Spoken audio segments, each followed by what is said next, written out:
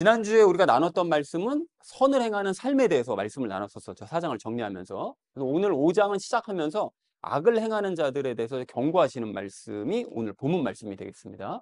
그래서 오늘 이번 주 주제 이렇게 잡았는데요. 선하게 살고 이제 아름답게 죽자라는 것을 주제로 각절 말씀 우리 나누겠습니다. 먼저 1절 말씀 함께 읽겠습니다.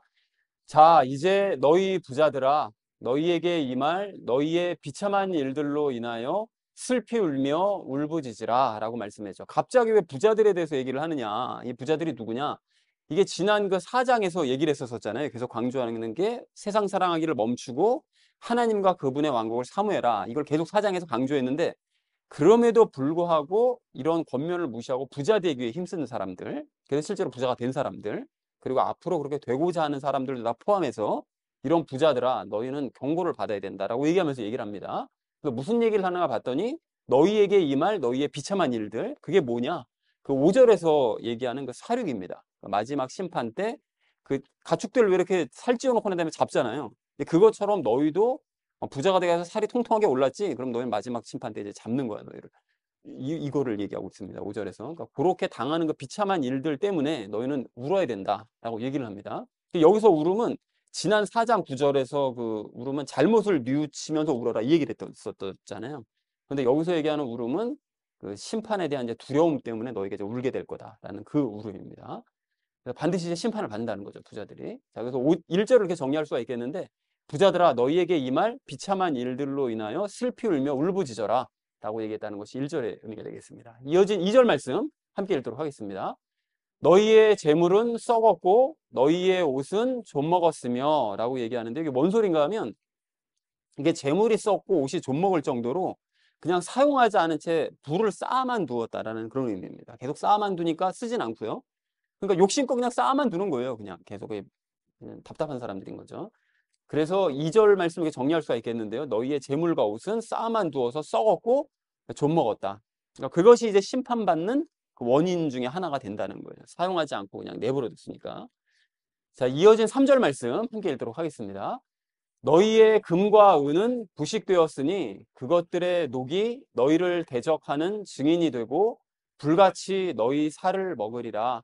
너희가 마지막 날들을 위해 재물을 함께 모아 쌓았도다 라고 말씀하시죠.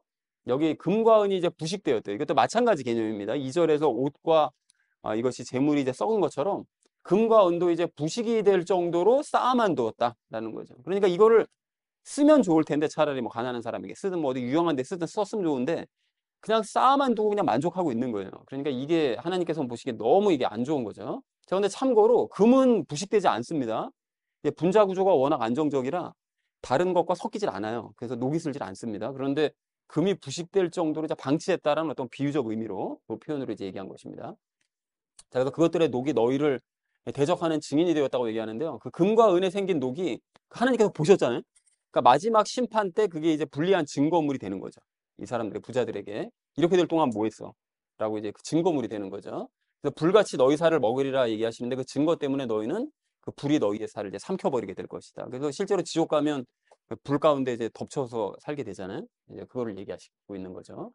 자, 그리고 여기서 얘기하는 5절, 3절 하반절의 마지막 날들은 당연히 마지막 심판의 날들을 의미하는 것입니다. 그래서 너희가 마지막 심판 때 재물을 모아 쌓았다고 얘기하는데 그러니까 마지막 날에 혹독한 심판을 받기 위해서 너희가 재물을 모으고 쌓아두었다는 거죠. 약간 그 도치법이죠. 반대로 얘기한 거죠. 그러니까 너희가 재물을 모아고 쌓아두었기 때문에 마지막 날 혹독한 심판을 받게 될 거다. 이제 이 얘기를 그렇게 표현을 하고 있습니다. 그래서 3절을 이렇게 정리할 수가 있겠는데 너희가 쌓아둔 금과 은은 부식이 되었으니 그것들의 녹이 너희에게 불리한 증거가 되고 그 증거 때문에 불이 너희를 결국 삼켜버리게 될 것이다. 그래서 너희는 재물을 모으고 쌓아둔 것 때문에 마지막 날 혹독한 심판을 받게 될 거다. 라고 얘기했다는 것이 3절의 의미가 되겠습니다. 자, 이어진 4절 말씀 함께 읽도록 하겠습니다. 보라, 너희의 밭에서 곡식을 거둔 품꾼들의 품삯, 곧 너희가 사기쳐서 숨겨둔 품삯이 소리를 지르며 곡식을 거둔 자들의 울부짖음이 만군의 주의 귀에 들어갔느니라 라고 말씀합니다. 그러니까 1절서부터 3절까지는 부자들이 그냥 재물을 쌓아두기만 하고 사용하지 않고 자기 만족으로 쌓아둔 상태에 대해서 이제 비판을 했다면 4절 말씀은 또 다른 잘못에 대해서 얘기를 하죠. 뭡니까? 그러니까 이 부자들이 단순하게 재물을 쌓아둔 잘못만 저지른 것이 아니라 그 쌓아둔 재물들이 어떻게 모은 거라고요? 다 사기치고 악한 짓 해가지고 모은 것들이라는 거예요. 그게 더 악한 거죠. 그래서 사기를 쳐서 빼앗았냐, 품삯이라는 거예요. 그러니까 그렇게 숨겨둔 품삯들이, 그러니까 임금 주겠다고 그래놓고 안 주는 거죠. 그리고 주는 것도 막 나눠서 주고 막 이런 식으로 이제 사기 치는 거예요. 그러니까 그 쌓아둔 품삯들이 소리를 지른다라고 이제 비유적으로 말씀하고 있습니다. 그리고 곡식을 거둔 자들의 울부짖음이 만군의 주의 귀에 들어갔다고 얘기를 하잖아요. 그러니까 곡식을 거둔 품꾼들이 품삯을 이제 받지 못해서 울면, 부르짖으면 하나님께서 그 소리를 들으신다는 거예요. 이거 굉장히 중요하게 여기시거든요. 그러니까 약자들을 괴롭히고 가난한 자의 재물을 탈취하는 그런 자들은 그들의 그 부르짖으면 나는 듣는다. 즉시 듣는다. 라고 하나님께서 명백하게 말씀하십니다. 그러니까 신명기서 24장 14절 15절 또 출애굽기에서 그 얘기하시고요. 그러니까 이런 짓은 절대로 하면 안 돼. 라고 이제 가난한 자의 편에 서서 말씀하시는 거죠. 자, 그래서 4절을 이렇게 정리할 수가 있겠는데 너희가 곡식을 거둔 품꾼들에게 사기를 쳐서 숨겨둔 품삯이 지르는 그 소리와 곡식을 거두고 품삯을 받지 못한 자들의 그 울부짖음이 하나님의 귀에 이미 들어갔다. 그러니까 너희는 심판을 받을 수밖에 없다. 라고 얘기했다는 것이 4절의 의미가 되겠습니다. 자, 이어진 5절 말씀 함께 읽도록 하겠습니다. 너희가 땅에서 쾌락 가운데 살며 방탕함에 빠져 사육하는 날에서와 같이 너희 마음을 살찌게 하였도다 라고 얘기합니다. 이게 부자들에게 세 번째 잘못에 대해서 얘기를 하고 있죠. 이거 그 재물을 사용하지 않고 주로 쌓아두는데 그거를 일부 사용을 할 때는 어떻게 사용하느냐? 자기 쾌락을 위해 사용하는 거예요. 악한 방법으로 쌓아둔 그 재물로 자기 쾌락, 자기의 그 방탕함, 이거를 만족하기 위해서 이제 그걸 쓰는 거죠. 그 재물을. 그런 용도로만. 자, 그래서 사륙하는 날을 얘기하는데 사륙하는 날은 그 가축을 잡는 날을 얘기합니다. 그런데 이게 비유적인 표현인데 마지막 심판의 날이겠죠. 이제 그때를 얘기하는 거죠. 그래서 사륙하는 날에서 같이 너희 마음을 살찌겠다. 가축을 살찌게 한 후에 사륙을 해가지고 잡는 날을 이제 잡는 것처럼 부자들은 마지막 날 자신의 사륙을 위해 쾌락과 방탕함으로 스스로의 마음을 이제 계속 살찌게 만든다는 거예요. 그러니까 스스로가 이렇게 살이 쪄서 결국은 잡힐 만할 게 이제 살이 찌신다는 거죠. 그럼 이제 결정적인 순간에 잡아버린다는 거죠. 자, 그래서 5절 말씀을 이렇게 정리할 수가 있겠는데요. 가축을 살찌게 한 뒤 사륙하는 날에 잡는 것처럼 너희가 쾌락과 방탕함에 빠져 마음에 살이 찌는 것은 심판날 사륙을 당하기 위해서 너희가 이렇게 살을 잘 찌고 있는 거니까 계속 그렇게 살아 그냥. 그럼 마지막 날 나중에 잘 잡아줄게. 이렇게 되는 거죠. 자, 그래서 마지막 6절 말씀 함께 읽도록 하겠습니다. 너희가 의인을 정죄하고 죽였으나 그는 너희에게 대항하지 아니하느니라 라고 말씀합니다. 부자들의 네 번째 잘못에 대해서 이야기를 하고 있습니다. 의인을 정죄하고 죽인다는 거예요. 이게 뭔 소리냐? 그러니까 악한 부자들이 가난한 그 그리스도인, 의인들이요. 그 그리스도인들, 가난한 그리스도인들에게도 돈을 빌려주고 이자를 받기도 하고 이렇게 하는데 이 사람들이 별 말이 없거든요. 시키면 시키는 대로 그리스도인들이 했거든요. 그때 당시에. 그러니까 그런 사람들에게 돈 빌려주고 이제 이자를 받는데 부당하게 하는 거죠. 막 통리를 막 취하고 이런 식으로 하다 보니까 체부를 하게 되면 그걸 이유로 재판에 넘겨서 정죄받게 하거나 막 죽이기도 하고 막 하는 거예요. 그리고 그 재산 막 몰수해버리고 막 악한 부자들이. 그러니까 그리스도인들이 이런 식으로 많이 당했습니다. 선하게 살다 보니까. 일제시대 때도 많이 당했고요.